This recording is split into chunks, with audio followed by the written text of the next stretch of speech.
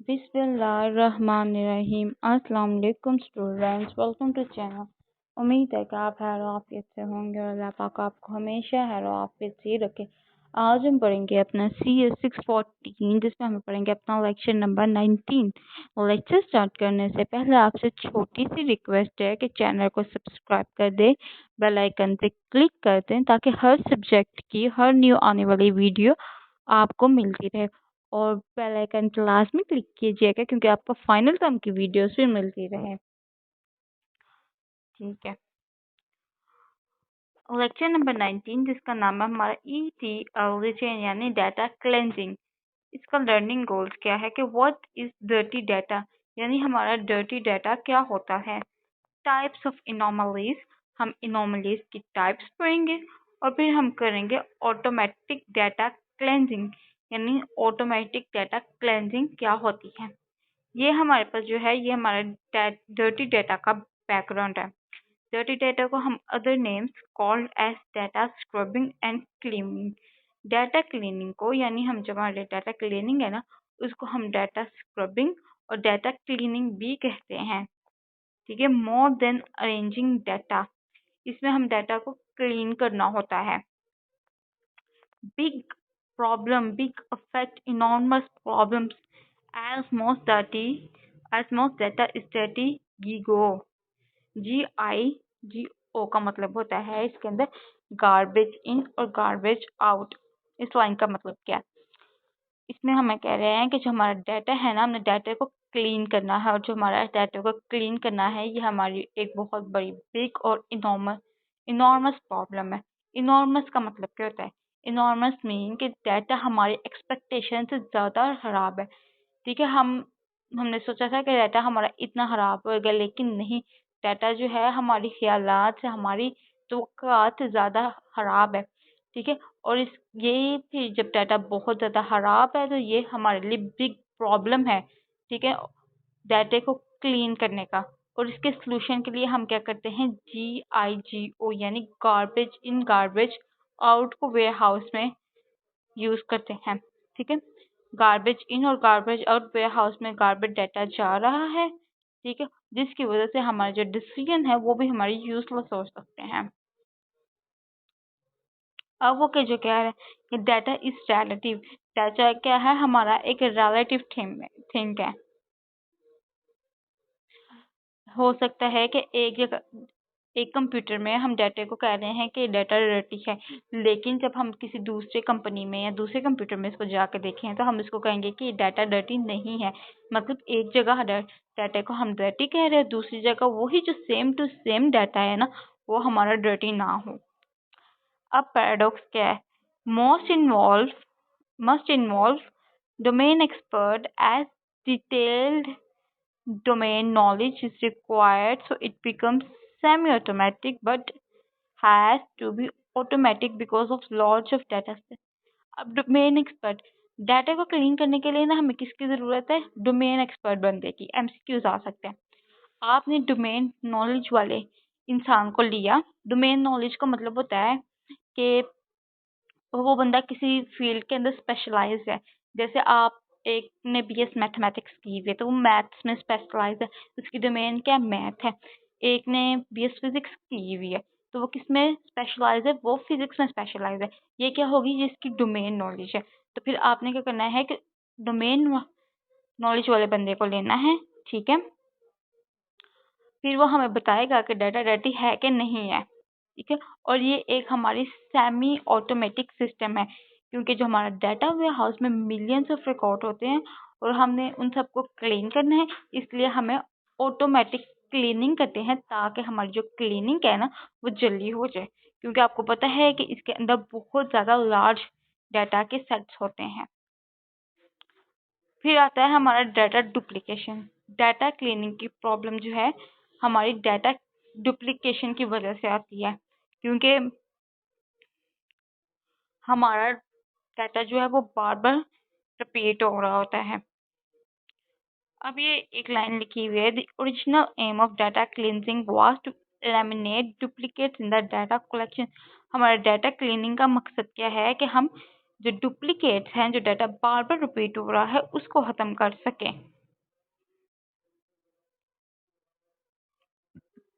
ये एक एग्जांपल दी हुई lighter side of dirty data. ये इतनी इम्पोर्टेंट नहीं है, लेकिन मैं आपको फिर भी करवाऊंगी क्योंकि मैं आपको पूरा सिलेबस कवर करवाती हूँ, आपको पता है। अच्छा, इसका मतलब क्या है, मैं आपको सिनेरियो से समझाती हूँ, आपने ना रीडिंग कर लेनी है। एक एम्प्लॉय है, ठीक है, उसकी डेट ऑफ बर्थ जो आपका कंप्यूटर है ना, उसके अंदर 2005 एंटर हुई हुई है, लेकिन वो जो इंसान है ना, वो बहुत छोटा है। हुई तो 2005 एंटर हुई हुई है, 2005, लेकिन आप देख लें कि अगर 2015 चल रहा है, तो आप 2005 वाले बच्चे को उस हिसाब से बच्चे ही है ना नौकरी दे सकते हैं? नहीं, ठीक है ना, ये गलत बात है। फिर वो कह रहा है कि बोर्न इन 1986 हायर्ड इन 1987, एक इंसान को आपने नौकरी दी, ठीक है ना, वो पैदा तो 1985 में हुआ हुआ है, लेकिन आपने कंप्यूटर में क्या लिख दिया कि हमने उसको 1986 में हायर किया, यानी वो बोर्न क्या हुआ है 1985 में हुआ हुआ है, ठीक है। और आपने कंप्यूटर में गलती से डाटा डाल दिया कि हमने उसको हायर किया कब के 1986 में। आप उस हिसाब से देख लें कि वो जो बच्चा है वो बहुत ज़्यादा छोटा होएगा, ठीक है, इसलिए ये हमारा क्या है, dirty data. who will take it seriously? इस चीज को कौन सीरियस लेगा कि जब आप इन दो लोगों को, ये दो सिचुएशन में बचाएंगे, ये लोग तो आपको मजाक उड़ाएंगे। तो फिर एक ही एंटिटी है, जैसे कंप्यूटर, कंप्यूटर इसको सीरियस ले सकता है, ठीक है। कंप्यूटर के पास गलत डाटा किया, उसने उसके ऊपर समराइजेशन कर दी, एग्रीगेशन कर दी, और उसको पॉपुलेट कर दिया। अब ये serious problems due to data dirty. अब हमारा डाटा डर्टी है, ठीक है ना, डाटा खराब है। डर्टी का मतलब क्या होता है? डर्टी का मतलब होता है कि डाटा की जो वैल्यू होनी चाहिए थी ना, वो नहीं है। अब देखें, डाटा आपका खराब है, उसकी वजह से क्या क्या प्रॉब्लम्स आ सकती है। दो प्रॉब्लम्स आ सकती है। Decision taken at government level, यानी गवर्नमेंट डिसीजन मेकिंग, और दूसरी हमारी है इनडायरेक्ट मेल मार्केटिंग, ठीक है। दूसरी हमारी प्रॉब्लम क्या है? Direct mail marketing. अब क्या, decision taking at government level using wrong data resulting in undesirable result. Government के पास ना पैसे हैं। अब गवर्नमेंट क्या चाहती है? गवर्नमेंट चाहती है कि हम अपने अवाम को फ़ायदा दे, अपने जो अवाम हमें पैसे देती है यानी इन्वेस्ट करती है, हम उसको अपने पैसे को इन्वेस्ट करें, ठीक है, फंड्स को यानी इन्वेस्टमेंट करें। इन्वेस्टमेंट के लिए भी चाहती है कि हम स्कूल बनाएं। स्कूल्स में आपको पता है कि क्लासरूम्स होती है, फर्नीचर्स होते हैं, फैन, लाइट, स्टोर लगाने होते हैं, टीचर और लाइब्रेरी की बुक लानी होती है, ठीक है। ये इन्वेस्टमेंट है। अब ये इन्वेस्टमेंट तब करेंगे जब हम देखेंगे कि हमारे पास जो कलेक्टेड यानी मर्दमशुमारी से डेटा से पता लगाएंगे कि किस रीजन में रैपिड पॉपुलेशन ग्रोथ हो रही है। जहाँ ज़्यादा लोग हैं वहाँ आप ज़्यादा स्कूल चाहेंगे। अगर सपोज करें कि आपके पास डाटा खराब है, डाटा डर्टी है, तो क्या होएगा? तो आपका स्कूल ऐसी जगह बन जाएगा जहाँ स्कूल की ज़रूरत ही नहीं थी, और फिर हो सकता है कि आप वहाँ भी ना स्कूल बनाए जहाँ स्कूल की ज़रूरत थी। अगर डाटा अगर डर्टी होता है तो ये प्रॉब्लम्स आएगी आपके पास। सेकंड प्रॉब्लम क्या है? अगर डाटा, अब आप एमसीक्यूज में भी पूछ सकते हैं कि अगर आपके डाटा सीरियस प्रॉब्लम बताएं कि अगर आप डाटा डर्टी होता है। अगर आपको एक्सप्लेनेशन नहीं भी आ रही ना, तो आपने नाम लिख देना है decision taking at government level, और दूसरा आपने लिख देना है कि इनडायरेक्ट मेल मार्केटिंग, ठीक है। अब डायरेक्ट मेल मार्केटिंग क्या होती है? Indirect mail marketing sending letters to wrong address, loss of money and bad reputation. एक कंपनी है, ठीक है, उसने अपनी न्यू प्रोडक्ट लॉन्च करवाई है। इसके लिए वो क्या करती है? वो डाटा डेमोग्राफिक इकट्ठा करती है। अब कंपनी ने क्या किया? उस इलाके में लोगों को प्रोडक्ट के बारे में बताना चाहा, कंपेन लॉन्च की। कंपेन कैसे करेंगे? वो हाथों के जरिए करेंगे, ब्रोशर के जरिए करेंगे, लेकिन अगर सपोज करें कि आपका डाटा डर्टी है, तो आपके पास गलत एड्रेस लिखा हुआ है, तो ये तो नुकसान है ना, ठीक है ना। आप प्रॉपर हाउस होल्डिंग नहीं कर सकते। आपने हाथ के लोगों को भेजने हैं, तो सारे हाथ हो सकता है एक ही बंदे के पास चले जाए अगर डाटा आपके पास डर्टी है। ये नुकसान आपको हो सकता है। क्या होती है? 3 क्लासेस ऑफ इनॉमलीज होती है, फिर उनकी आगे से सब क्लासेस होती है। इनोमलीज का मतलब होता है एक्सपेक्टेशन और एरर्स, ठीक है। अब 3 टाइप्स ऑफ इनोमलीज है। सबसे पहले आती है हमारी सिंथेटिकल डर्टी डाटा, दूसरी है हमारी सिमेंटिकली डर्टी डाटा और थर्ड है हमारी कवरेज इनोमलीज। सिंथेटिकली डर्टी डाटा में हमारा लेक्सिकल एरर आता है, इरेगुलरिटीज आती है, ठीक है, इसकी 2 सब क्लासेस है। फिर हमारी आती है सिमेंटिकली डर्टी डाटा, इसकी 3 सब क्लासेस है। इसके अंदर हमारा इंटीग्रिटी कंस्ट्रेंट वॉलेशन आता है, बिजनेस रूल कंट्रोडिक्शन आता है और डुप्लीकेशन आता है, ठीक है। और फिर हमारी थर्ड का इनॉमलीज आती है कवरेज इनॉमलीज, उसकी भी आगे से 2 सब क्लासेस है। एक हमारी आती है मिसिंग एट्रीब्यूट और हमारी आती है मिसिंग रिकॉर्ड्स। अब हम पढ़ेंगे अपनी सिंथेटिकली डर्टी डाटा। इसके अंदर सबसे पहले आता है हमारा लेक्सिकल एरर्स। लेक्सिकल एरर्स क्या होता है? लेक्सिकल का मतलब होता है जो हमारा स्ट्रक्चर के साथ प्रॉब्लम है, जहाँ हमने डाटा स्टोर किया हुआ है ना। अब हम पढ़ेंगे अपना लेक्सिकल एरर्स। लेक्सिकल एरर्स का क्या मतलब होता है? लेक्सिकल एरर्स का मतलब होता है कि स्ट्रक्चर के साथ प्रॉब्लम है, जहाँ आपने डाटा स्टोर किया हुआ है उसके स्ट्रक्चर में प्रॉब्लम है। फॉर एग्जाम्पल, आप एग्ज्यूम करें कि data to be stored in a table form which each row representing a tuple and each column an attribute। एक आपके पास डाटा है, वो आपके पास टेबल में स्टोर है। टेबल में आपको पता है कि टप्पल्स होती है यानी रोज होती है और कॉलम्स होते हैं, ठीक है। If we expect that the table to have 5 columns, हमने कहा कि हमारे टेबल के अंदर 5 कॉलम है, because each tuple has 5 attribute. वो कह रहा है कि हर टपल में 5 एट्रीब्यूट है, यानी हर रोज के अंदर 5 attribute. But sum of all rows contain only 4 column, लेकिन कुछ रो में हमारे 4 कॉलम्स हैं। देन जो हमारा एक्चुअल स्ट्रक्चर है ना does not conform to the specified format. जो आपका आपने क्या कहा था कि 5 कॉलम्स हैं, ठीक है ना, यानी आपने कहा था 5 कॉलम है, 5 एट्रीब्यूट है, लेकिन निकले क्या? 4 निकले। तो क्या हुआ? ये आपका स्ट्रक्चर खराब हो गया। जो आपने स्ट्रक्चर में डाटा, स्ट्रक्चर में प्रॉब्लम आई ना। स्ट्रक्चर क्या होता है? टेबल। टेबल में प्रॉब्लम आई, टेबल में प्रॉब्लम आई तो उसको हम कहते हैं लेक्सिकल एरर्स, ठीक है। इसके बाद आता है हमारा इरेगुलरिटीज। इरेगुलरिटीज में क्या आता है? Irregularities are concern with non uniform use of values, units and abbreviation. इसमें हम यूनिट्स और एब्रिविएशन का पता नहीं होता।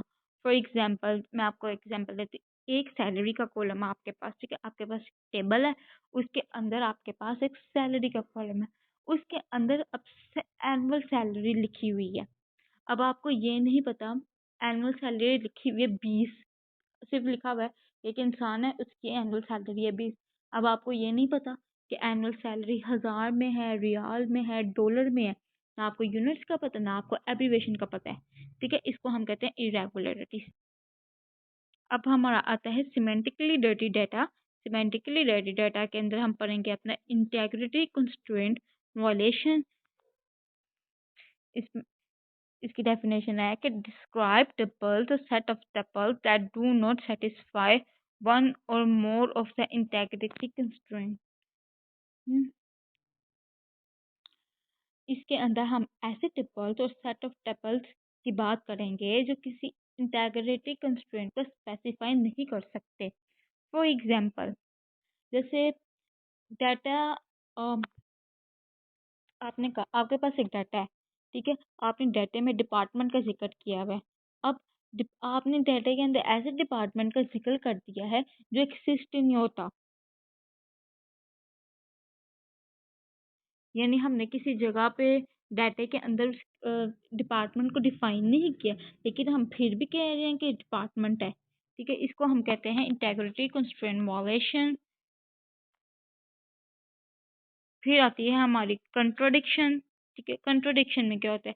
ऐसी वैल्यूज टपल्स में जो वॉलेशन होती है डिपेंडेंसी बिटवीन वैल्यू, ठीक है। जैसे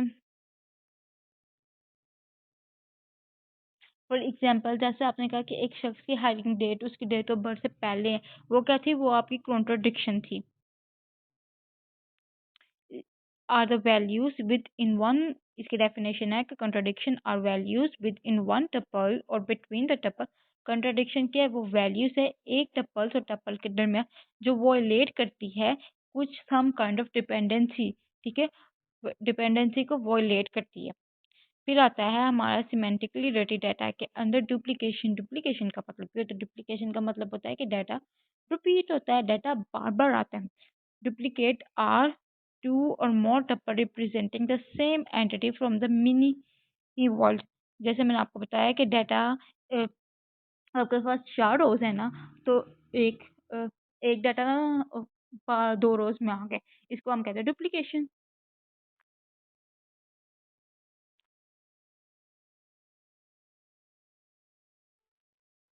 अब तीसरी क्लास के अंदर हमारी जो क्लासेस नॉर्मलीज है उसके अंदर हमारी आती है कवरेज नॉर्मलीज, उसके अंदर हमारी मिसिंग वैल्यूज और मिसिंग टपल्स आते हैं।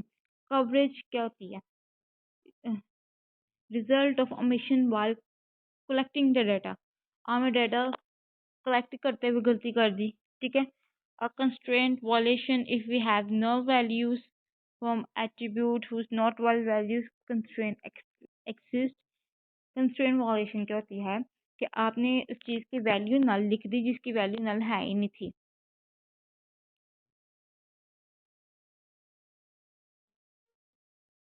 अब हम पढ़ेंगे मिसिंग वैल्यूज क्या होती है, और ये सॉरी पॉइंट रख case more complicated where no such constraint constraint exist. Case बहुत ज़्यादा कॉम्प्लिकेटेड हो जाएगा, ठीक है, आपने उसकी वैल्यू ही नल लिख दी, ठीक है। ये भी वही पॉइंट है, बात घुमा के की दिया बस। अच्छा, हम अब आती है हमारी मिसिंग वैल्यूज और हमारी आती है मिसिंग टपल। मिसिंग वैल्यूज क्या होती है? Result of omission while collecting the data. A constraint violation if we have null value. ये वही है मिसिंग वैल्यू, ये जो मैंने आपको ऊपर बताई है। मिसिंग टपल्स भी वही हो गया, आपने टपल्स को मिस कर दिया है, इसको डिलीट कर लेना है। अब हम पढ़ते हैं वाई मिसिंग रोज।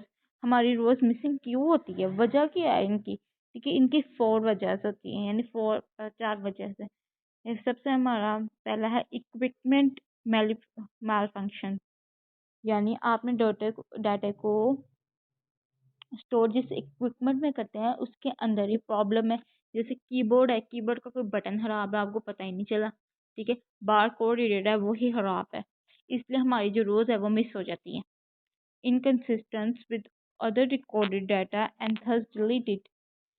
डाटा सिस्टम में आया, उसके कोरस्पॉन्डिंग कोई डाटा ही नहीं है। Data do not data not enter due to misunderstanding eligibility. Data किसी की राइटिंग इतनी खराब थी कि डाटा पढ़ा ही नहीं जा रहा था, डाटा समझ ही नहीं आ रहा था, इसलिए उस शख्स ने डाटा को एंटर ही नहीं किया, इसलिए रो मिस हो गई। ये वजूहात हैं वाई मिसिंग रोज। वो आपसे पूछेंगे ना कि मिसिंग रोज की रोज क्यों मिसिंग होती है, तो आपने 4 लिख देने points. Data do not consider important at the time of entry. Data जिस टाइम रिकॉर्ड हो रहा था उस टाइम लोगों को लगा कि ये इम्पोर्टेंट नहीं है, उसने डाटा को फिर लिखा ही नहीं।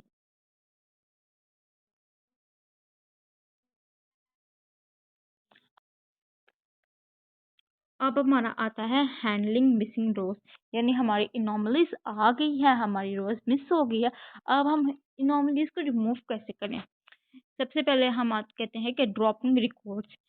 ड्रॉपिंग का मतलब जिस रिकॉर्ड में इनॉमलीज आती है आप उसको ही डिलीट कर दें। Manually fillings missing values. Data manually fill कर दें, यानी लोगों से डाटा को फिल करवा लें। आप किसी इंसान को लें और उसको कहें कि ये बैठ के डाटा फिल कर दें। Using a global constant as filler. अब इसमें कांस्टेंट का मतलब ये होता है, कांस्टेंट मीन ऐसी वैल्यू जो चेंज नहीं होती, ठीक है। आप ग्लोबल कांस्टेंट को यूज कर ले एज अ फिलर के तौर पे।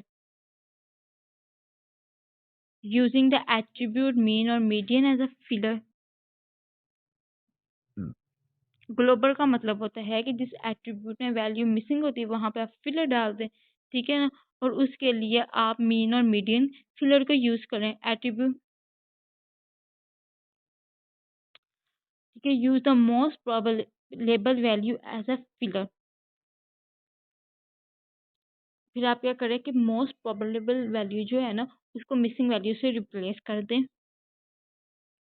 अब हमारी आती है की बेस्ड क्लासिफिकेशन ऑफ प्रॉब्लम्स। इसके अंदर हमारी दो प्रॉब्लम्स है, एक हमारा आता है प्राइमरी की प्रॉब्लम, दूसरी हमारी आती है नॉन प्राइमरी की प्रॉब्लम। प्राइमरी की के क्या पॉइंट्स है ये लिखे हैं। प्राइमरी की सेम प्राइमरी की बट डिफरेंट डाटा, डाटा फर्क है, प्राइमरी की एक है। ये कब हो सकता है? तब हो सकता है कि जब आपने प्राइमरी की यूज की रीयूज की हो, और दूसरा इसका तब मसला आ सकता है कि जब आपने ऑर्गेनाइजेशन के अंदर मर्जिंग की हो। अब ये हमारी आती है सेम एंटिटी विद डिफरेंस की, सेम एंटिटी में occur with the difference primary की। एंटिटी एक है, ठीक है, लेकिन आपने उसके लिए डिफरेंट कीज बनाई हो।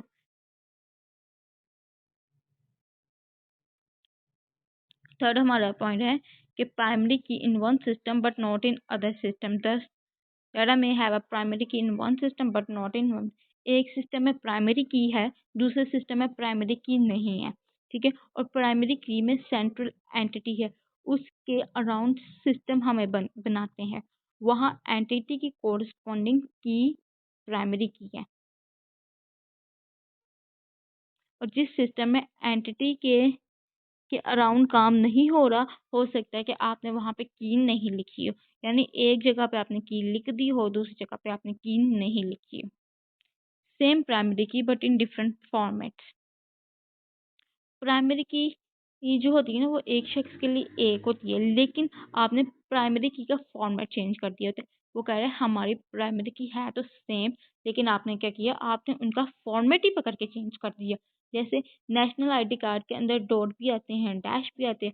अगर आप इसको प्राइमरी की यूज़ करेंगे ना, तो प्राइमरी की को जो हमारी प्राइमरी की को एंटिटी स्टोर किया जाएगा ना, ये न्यूमेरिक भी स्टोर किया जाएगा और टेक्स्ट में भी एंटर होएगा। और किसी में न्यूमेरिक एंटर होएगा तो हो सकता है कि यह हमारा डिफरेंट फॉर्मेट बन जाए।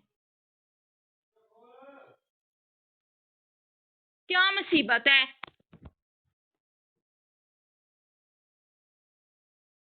नॉन प्राइमरी की प्रॉब्लम्स, यानी हमारी नॉन प्राइमरी की के अंदर क्या प्रॉब्लम्स आ सकती है? इसके अंदर भी 4 प्रॉब्लम्स है।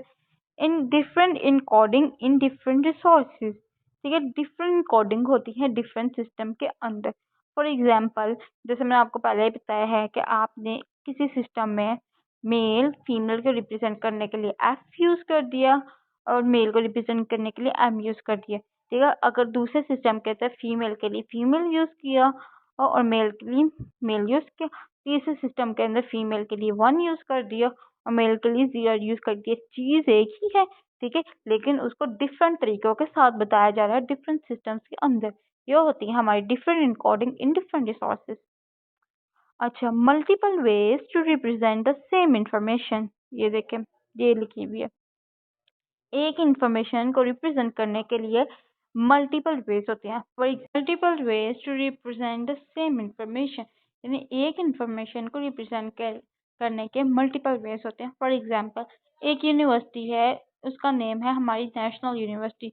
कोई इसको एनयू कहता है, कोई इसे फास्ट नेशनल यूनिवर्सिटी कहता है, ठीक है, लेकिन चीज़ एक ही है, लेकिन हमने उसको रिप्रेजेंट क्या किया है डिफरेंट रिसोर्सेज के साथ। Sources might contain invalidate data।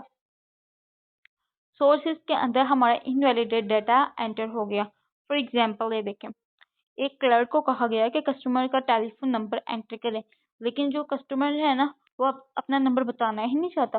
तो क्लर्क क्या करेगा? क्लर्क के सामने जाके जिद तो नहीं करेगा ना कि मुझे ये नंबर बता दें। तो हो सकता है कि क्लर्क क्या करें, कस्टमर का नंबर ही गलत एंटर कर दे, ये 999999 एंटर कर दे। ऐसा कोई नंबर ही नहीं होता, ठीक है। Two fields with different data, two fields with different data but same name. दो फील्ड्स हैं, ठीक है ना, उसके अंदर डाटा डिफरेंट है, लेकिन आपने उसको कहा कि उसका नेम सेम है। जैसे कोई एनुअल सेल है, ठीक है ना, एनुअल सेल कैलेंडर के अंदर उसका नाम एनुअल लिखा हुआ है, दूसरी के अंदर उसका ईयरली एनुअल लिखा हुआ है। अभी हमारी नॉन प्राइमरी की कुछ 3 हॉर्स प्रॉब्लम्स है, जिसके अंदर हमारा आता है रिक्वायर्ड फील्ड्स लेफ्ट ब्लैंक। जो फील्ड ज़रूरी थी ना, ठीक है ना, उसको ब्लैंक छोड़ दिया गया। फॉर एग्जांपल 90s के अंदर में मोबाइल फ़ोन यूज़ हुआ करते थे। पाकिस्तान जो कॉन्टैक्ट नंबर इससे पहले था ना, हो सकता है वो ना लिखा हो, ठीक है। फिर हमारा आता है डाटा इनॉर्मस और इनकम्प्लीट। डाटा जो होता है वो हमारा इनॉर्मस होता है और इनकंसिस्टेंट होता है और इनकम्प्लीट होता है। जैसे किसी शख्स का टेलीफोन नंबर लाहौर में है, ठीक है,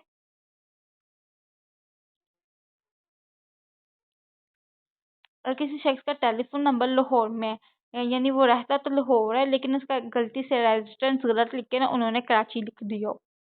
इसे हम कहते हैं कि डाटा में be enormous. Data contain null values. Data के अंदर जो है हमारी नल वैल्यूज भी हो सकती हैं। अब null values can occur a wide varieties for reason. Null values क्यों आ सकती है, ठीक है। Data that is generally missing और अननोन। डाटा मिसिंग हो, आपको डाटा का पता ही ना हो, इसलिए आपने नल लिख दिया, ठीक है। And attribute do not apply to an entity. किसी एट्रीब्यूट के ऊपर एंटिटी अप्लाई ना की हो। Data that is pending. Data जो है वो पेंडिंग हो, अभी डाटा कहीं से आना हो तो आपने कहा कि हम नल लिख देते हैं।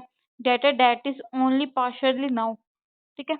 अब हमारी आती है ऑटोमेटिक क्लेंसिंग। ऑटोमेटिक क्लेंसिंग इनके चार तरीके होते हैं। सबसे पहला हमारा आता है स्टैटिकल, दूसरा हमारा आता है पैटर्न बेस्ड, थर्ड हमारा आता है क्लस्टरिंग, फोर्थ हमारा आता है एसोसिएशन रूल्स।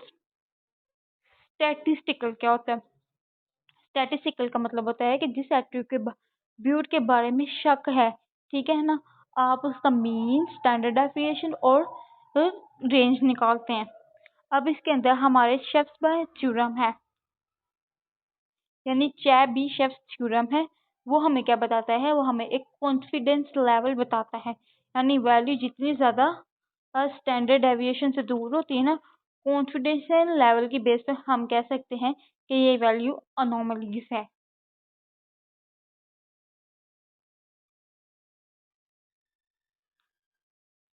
फिर दूसरी हमारी जो है ऑटोमेटिक क्लेंजिंग का तरीका, वो हमारा है पैटर्न बेस। पैटर्न बेस क्या होता है? इसके अंदर हम वैल्यू को ग्रुप किया है। अब हम वैल्यू को किस तरह ग्रुप करते हैं? इस चीज़ को हम ग्रुप कहते हैं कि जहाँ 19% वैल्यू एक जैसी होती है, यानी उनका बिहेवियर सिमिलर होता है, उनको हम कहते हैं कि ये ग्रुप की शक्ल है, ठीक है। और जो वैल्यू उनसे अलग होती है ना, हम उनको कहते हैं कि ये इनॉमलीज है। अब इसके लिए हम पैटर्न के लिए कौन कौन सी टेक्निक्स को यूज़ कर सकते हैं? हम कहते हैं कि इसके अंदर हम पार्टीशनिंग को यूज़ कर सकते हैं, क्लासिफिकेशन को यूज़ कर सकते हैं और हम क्लस्टरिंग को यूज़ कर सकते हैं। अब हमारा आता है क्लस्टरिंग। क्लस्टरिंग क्या होता है? क्लस्टरिंग जो हमारा होता है वो हमारी बेस्ड करता है इक्विलिब्रियम थ्योरम के ऊपर, ठीक है ना, और डिस्टेंस के ऊपर। जो मेन ड्रॉबैक है क्लस्टरिंग का, वो हमें कंप्यूटेशनल टाइम बताता है। और जो हमारा क्लस्टरिंग एल्गोरिथम है, इसके अंदर हाई कंप्यूटेशनल कॉम्प्लेक्सिटी होती है।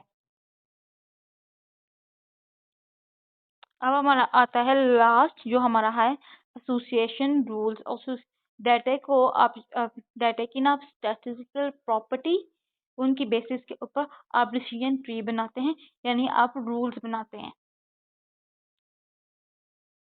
एसोसिएशन रूल्स के अंदर हमारे हाई कॉन्फिडेंस होता है, ये हमारे सपोर्ट करता है, डिफाइन करता है हमारे डिफरेंट काइंड्स ऑफ पैटर्न को।